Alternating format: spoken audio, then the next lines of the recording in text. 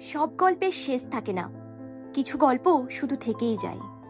আজ আমি বলবো সে থেকে যাওয়া গল্পের কথা, পূর্ণেন্দু পত্রীর সেই গল্পটা। আমার সেই গল্পটা এখনো শেষ হয়নি। শোনো, পাহাড়টা আগেই বলেছি ভালোবেসেছিল মেঘকে, আর মেঘ কিভাবে শুকনো খটখটে পাহাড়টাকে বানিয়ে তুলেছিল ২৬ বছরের ছোকরা, সে তো আগেই শুনেছ। সেদিন ছিল পাহাড়টার জন্মদিন। পাহাড় মেঘকে বললে, আজ তুমি লাল শাড়ি পরে আসবে।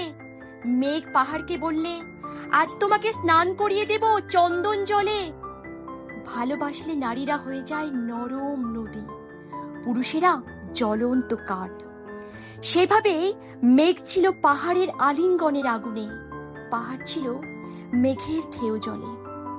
হঠাৎ আকাশ জুড়ে বেজে উঠল ঝড়ের জগঝম্প। ঝাঁকড়া চুল উড়িয়ে ছিনতাইয়ের ভঙ্গিতে ছুটে এলো এক ঝাঁক হাওয়া। মেঘের আঁচলে টান মেরে বললে, ওর ছুরি, তোর বিয়ে। এখনো শেষ হয়নি গল্পটা। বজ্রের সঙ্গে মেঘের বিয়েটা হয়ে গেল ঠিকই, কিন্তু পাহাড়কে সে কোনো দিন ভুলতে পারল না। বিশ্বাস না হয় তো চিরে দেখতে পারো, পাহাড়টার হাড় পাঁজর ভেতরে থই থই করছে শত ঝর্ণার জল।